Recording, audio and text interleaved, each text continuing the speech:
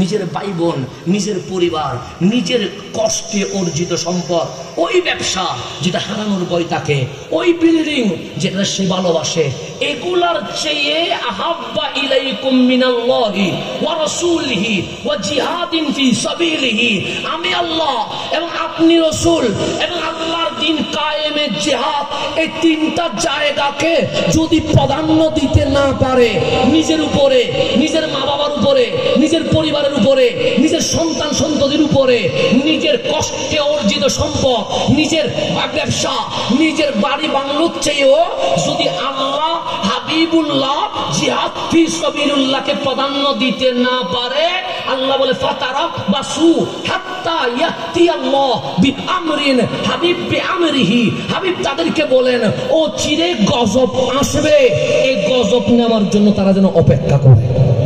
এটা ঘোষণা কর।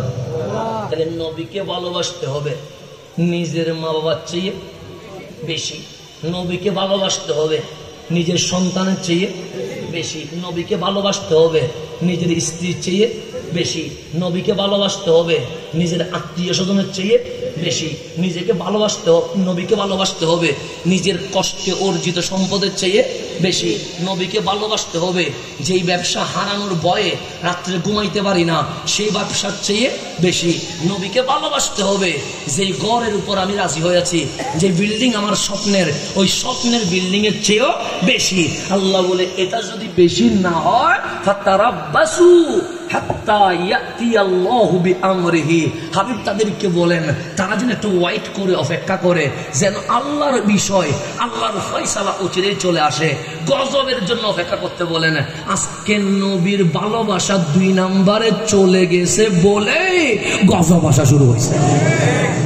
আজকে গজব না সব জায়গায়, ফিলিস্তিনে গজব, ইয়েমেনে, সিরিয়ায়, বাংলাদেশে গজব। তো বাংলাদেশে মহল্লা পুলিশ পুরাই ফেলতেছে, মানে এটা চেয়ে বড় গজব আর কিছু হইতে পারে। মানুষ মারি ফেলতেছে, ধরি মব করে রইসুদ্দিনকে মারি ফেললো না, মারি ফেলছে না, তো এটাকে নিয়ে এমন না গজব। গজব মানুষের বাড়িঘর ফুরাই দেওয়া গজব, মানুষ মারি ফেলা গজব, এগুলো গজব। এগুলো কি আজাব না? আজাব। তো এরকম এখন পরিবারের মধ্যে পরকীয়া বাড়ছে না কমছে? বাড়ছে গজব। ঘরের মধ্যে শান্তি আছে না অশান্তি? গজব। এই যে সমাজে গজব বাড়ি গেছে, যা দেখবেন মোটামুটি শান্তি আছে। শুধু বাংলাদেশ না, বাংলাদেশ বাদ দেন, সমগ্র বিশ্বকে সামনে রাখেন, গজব ছাড়া কিছু আছে? কোথাও হাত থেকে আগুন আসি জ্বালাই ফেলতেছে, কোথাও থেকে বন্যা আসি নিয়ে ফেলতেছে, কোথাও থেকে সাইক্লোনে কি করে ফেলতেছে। এমন কোন সময় নাই যে সময় কি নাই গজব নাই। কেন?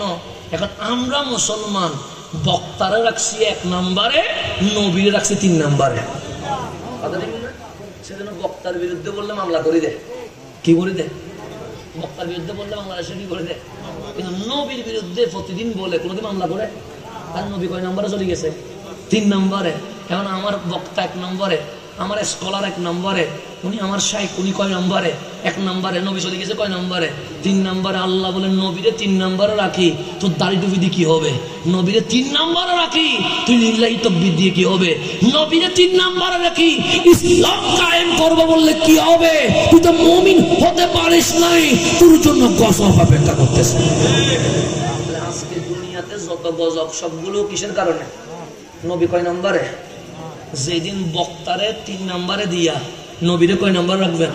বক্তা তোমার ততদিন ভালোবাসবো যতদিন তোমার মুখ দিয়ে নবীর শান বের হবে, কিন্তু যেদিন তুমি নবীরে নিরক্ষর মূর্খ বলবা, হাজারো মানুষ তোমার পিছনে গেলেও আমি তোমার সাথে নেই। এটা যেদিন বাঙালি বলতে পারবে, সেদিন দেখবেন আল্লাহ রহমতের দরজা খুলে দিবে।